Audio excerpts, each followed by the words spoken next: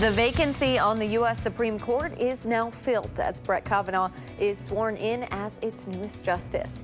And after a week off, the Wisconsin Badgers try to get back to their winning ways at home.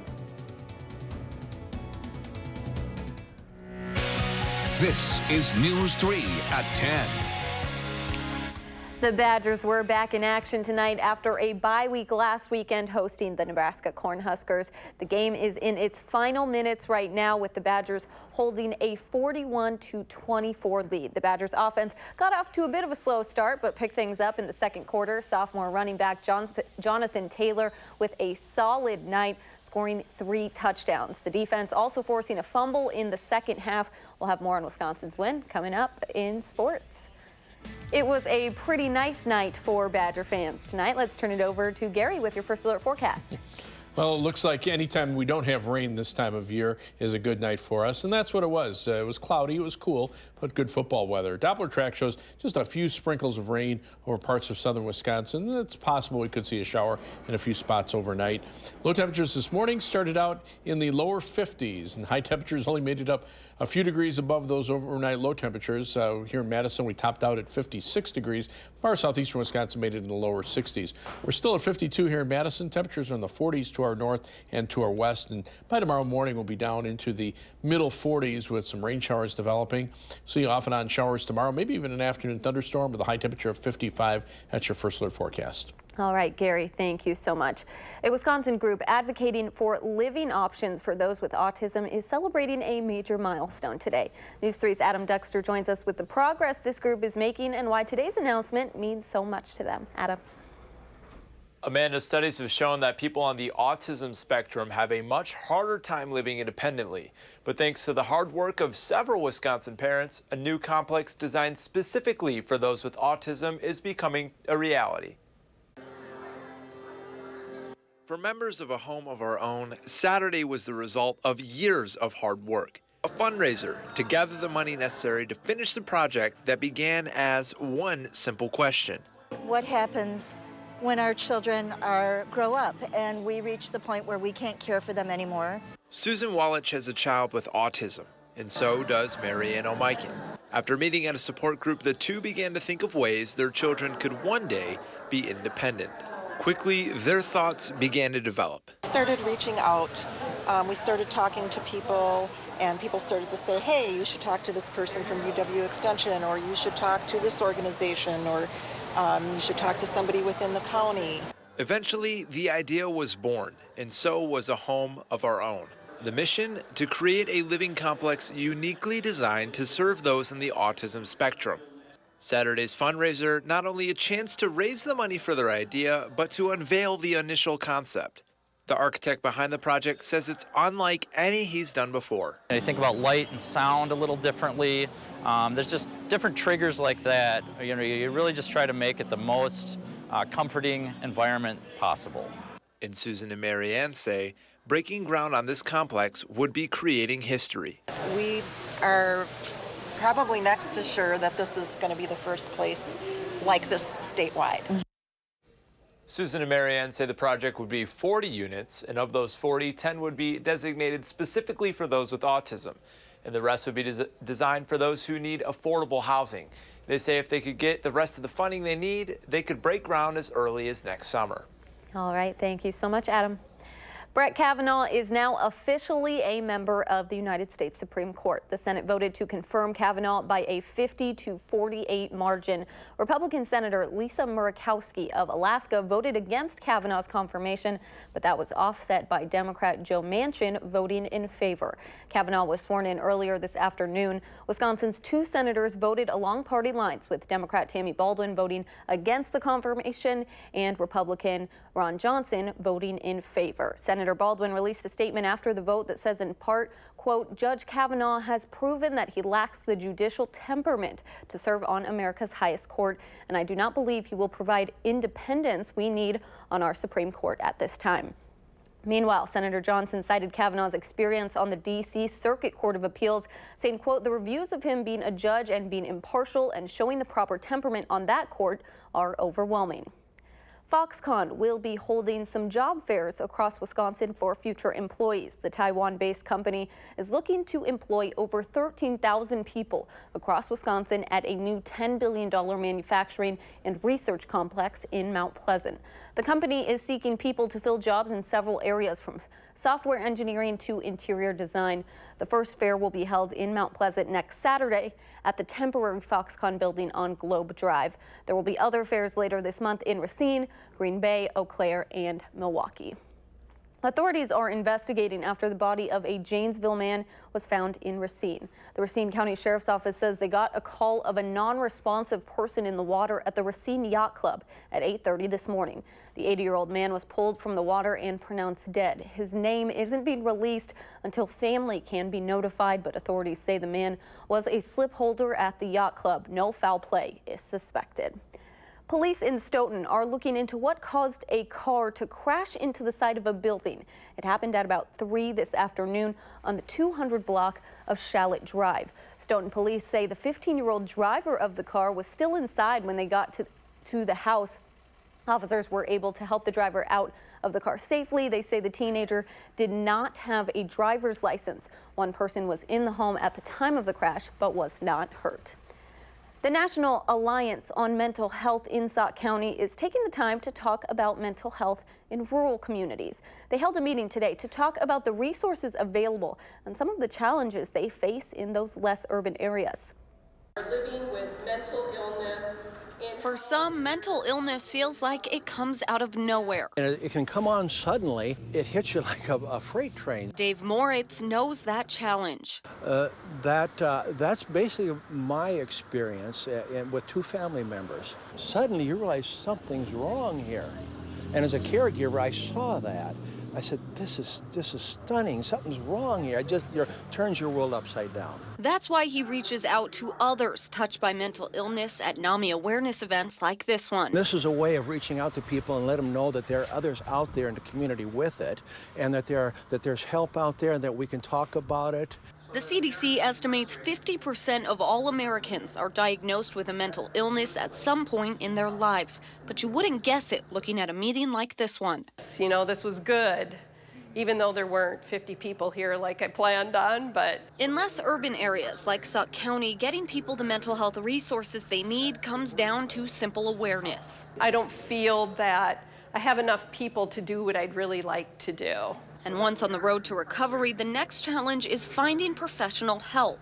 The number of specialists dealing with mental health is much less per person in rural areas than it is in other areas. But these volunteers know that touching at least one life is better than none. When I get kind of down and frustrated and discouraged, something like this happens today that just kind of picks me up. You know, it was new people that came that I'd never met before, so we've reached new people in the community that I'm hoping will pass the word along that we're there. Hoping spreading the word can help break the stigma.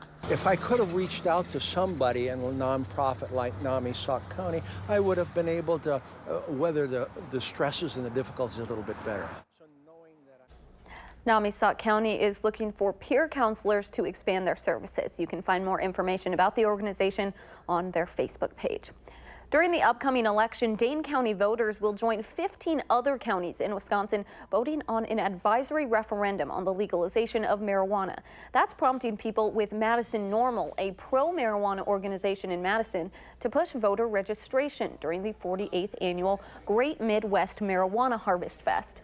Organizers are spending the weekend discussing marijuana and why they feel it should be legalized. Next month, voters will answer a question on the ballot about if marijuana should be legalized, taxed, and regulated in the same way alcohol is for those 21 and older. This is just to gauge public opinion. It is not legally binding. If you do not know somebody who's been affected by the opioid crisis, you know a family, or you know someone with a family member who has been affected by the opioid crisis. And in the 31 states that have legalized medicinal cannabis, they've seen up to a 25% drop in the opioid prescriptions, overdoses, and deaths. Voters will answer this question on the ballot. Again, this is not legally binding. A pub crawl on Madison's east side is offering pints for a good cause. The Atwood Avenue Pub Crawl is a joint effort between 8 businesses hoping to bring the neighborhood together while raising money for those in need. As part of the spirit of togetherness, Next Door Brewing and One Barrel Brewing Company came together to make a special brew for the occasion today. A portion of the proceeds from the pub crawl will go to Second Harvest Food Bank. We're all about the community. We want to be a part of the community. We want to help as much as we can. We want to be a part of the community. So it's awesome to be doing this for this cause. The 8 bars and restaurants that are participating also made donations of their own to Second Harvest, totaling $800. The pub crawl ended just about an hour ago. The World Dairy Expo wrapped up today at the Alliant Energy Center in Madison. Total attendance numbers for this year aren't in yet, but the expo draws about 70,000 people to the Madison area every year. The 5-day event wrapped up today with the announcement of the Supreme Champion cow. This year's winner was a brown Swiss from New York. You have a chance to help raise money for Alzheimer's research tomorrow. News 3 is a proud sponsor of the Walk to End Alzheimer's. That's happening Sunday morning, starting at Memorial High School at 10 o'clock. Eric Franke will be there as the MC. So far, walkers have raised more than $150,000 to go towards research. You can still sign up at alz.org. More than 100,000 Wisconsinites are currently living with Alzheimer's, and a third of seniors across the country pass away with some sort of dementia. Coming up, as temperatures begin to drop, some people are worried about being left in the cold. We'll tell you how volunteers are working to warm the homes and the hearts of people in need.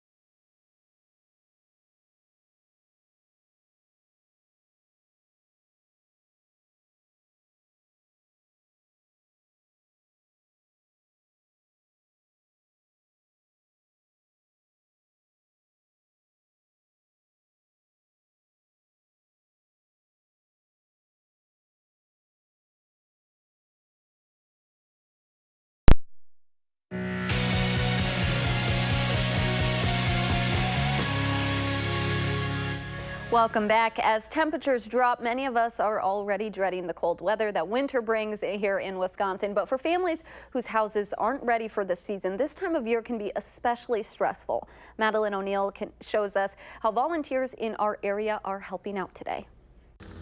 We feel the love. If home is where the heart is, Our house is always open to everyone. it only makes sense that the Daly's house, made up of Jen, Mike, Colton, and Piper, is as warm and inviting as they are. We just like being with each other. We're friends besides family. We laugh a lot. We fight a lot. But we're always there for each other. But it's hard to keep up your home of 21 years. So when Mike couldn't laugh without a headache, that was hard. When you're hit with a cold twist of fate. They found a mass on his kidney. Then her life changed. Kidney cancer and debilitating headaches kept Mike home from work for months. We still have tons of medical bills. There's a shoebox this big. And savings dry up quickly. Last year the furnace went out. It was a $600 repair, and the service guy's like, Jen, you really need to replace this. I'm like, I wish we could, but where'd he come up with $5,000 when you're worrying about making your mortgage payments? We want to help people. Cue a few special visitors. It's fun. It's a fun time. Put straight. As part of the Feel the Love campaign. It's very heartwarming. Workers from All Comfort Services are donating their time to make sure when winter comes, the Daly's house stays warm. I'll put a screw in and donating our time, that's nothing. So it's small for us, but for the homeowner, it means being able to have a warm house in the wintertime. They're happy, I'm happy, so thank you. A new furnace keeps this home's heart beating. Thank you. Thank you, yeah. We are feeling really loved today. The Dalys are one of about 70 families in the state nominated to get a free furnace from Lennox, and more than 200 nationwide. The family also received a free air conditioner and electrical panel. What a great story. I know a lot of people are not ready for the winter. I'm one of those that's not excited for it. We're into October already. We're dealing with more rain than we normally expect this time of year. But pretty soon, northern parts of the state already had a little bit of snow a couple of days ago. For us, it was rain last night, and the heaviest rains were just south of Madison, about 1 to 2 inches or more down toward Rockford, Illinois, and into the northern suburbs of Chicago. About a ½ inch to an inch of rain from Madison and between Madison and Janesville, and then it dropped off pretty quickly, a quarter to a ½ inch north and west of Dane County, and less than a quarter of an inch by the time you got up around the Dells. Tonight, just a few sprinkles from time to time showing up on the radar. Farther to the southwest, you can see a more widespread area of rain pushing into parts of southeastern Iowa and western Illinois. That will continue northeastward, and we'll see better chances for rain by tomorrow morning.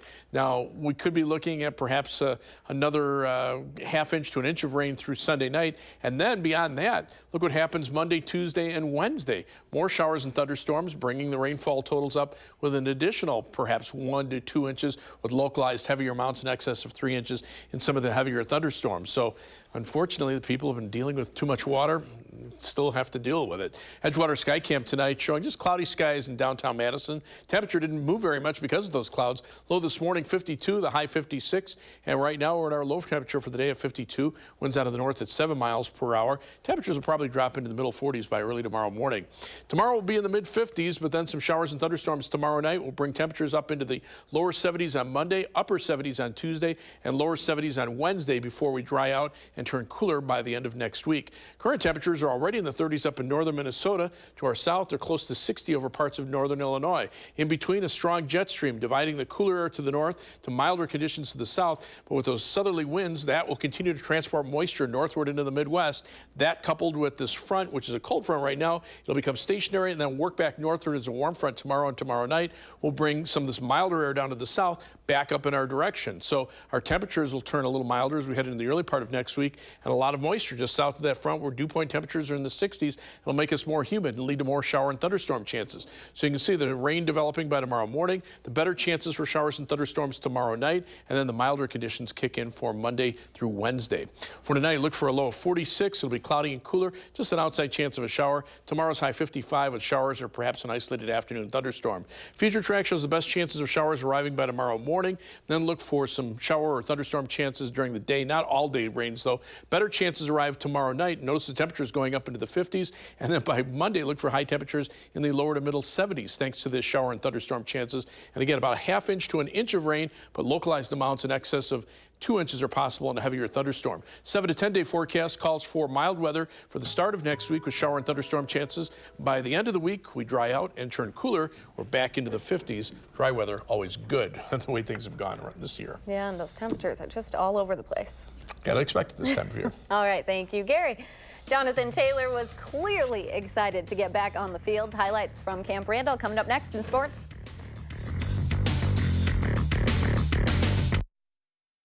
News.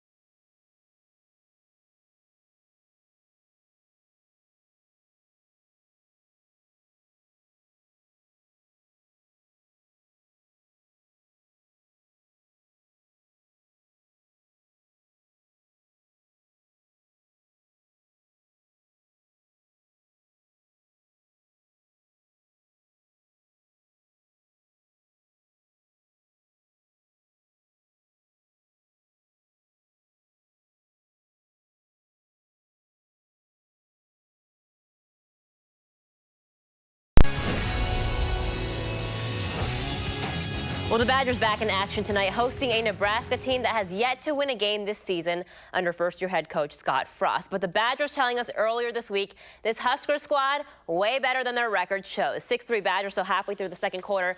Who else but Jonathan Taylor shoving his way into the end zone, 13-3 Wisconsin.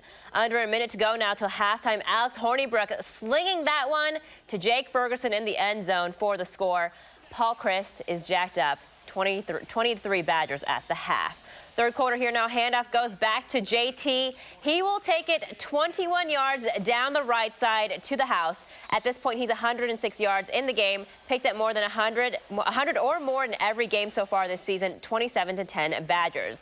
Defense doing work tonight, too. Nebraska quarterback Adrian Martinez on the QB keeper, runs into the pack.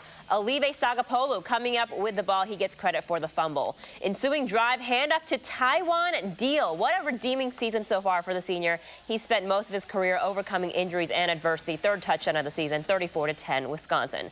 Clock winding down in the third. Martinez airs it out to Maurice Washington. He's knocked out at the Badger 35 by Scott Nelson. Refs reviewing this play a few times. Nelson eventually ejected for targeting for that helmet-to-helmet hit there. He will not be allowed to play for the first half of next week's game at Michigan. Tough for a very thin secondary already. Fourth quarter here now, JT continuing to impress.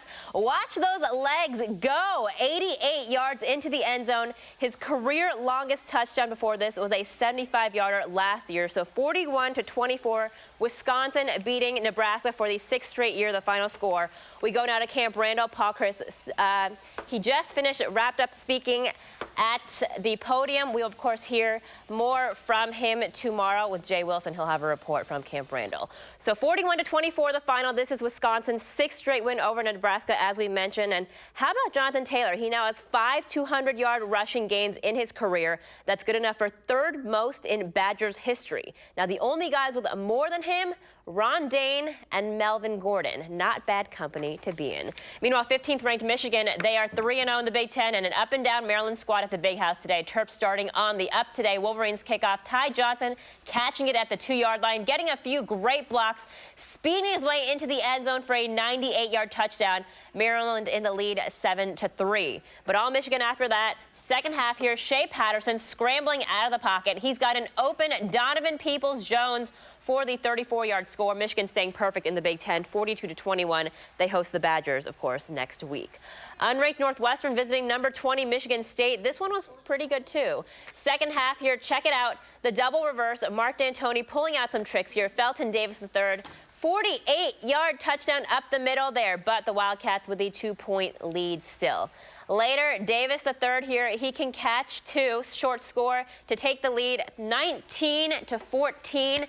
But Clayton Thorson, senior quarterback at Northwestern, he's got experience. He's a dual threat kind of guy. Up the gut here in the fourth quarter, Northwestern upsetting Michigan State 29-19.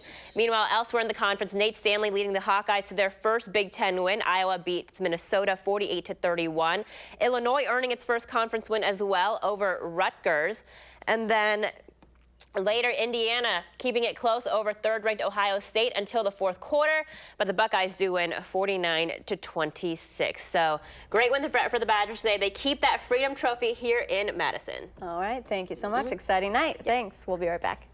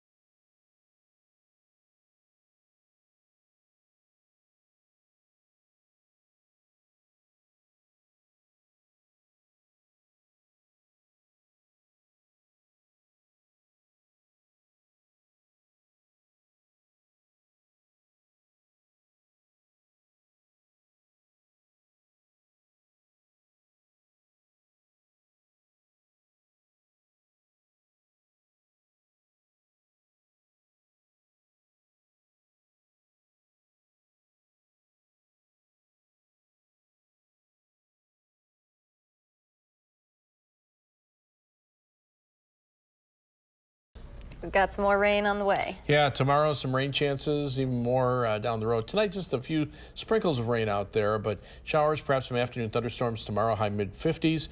Then 70s Monday, Tuesday, and Wednesday with some showers and thunderstorm chances, drying out and turning cooler for the end of next week. In fact, by Friday morning, maybe down to the mid-30s with some frost chances. Really all over the place. All right, thank you, and thanks for joining us. Have a good night.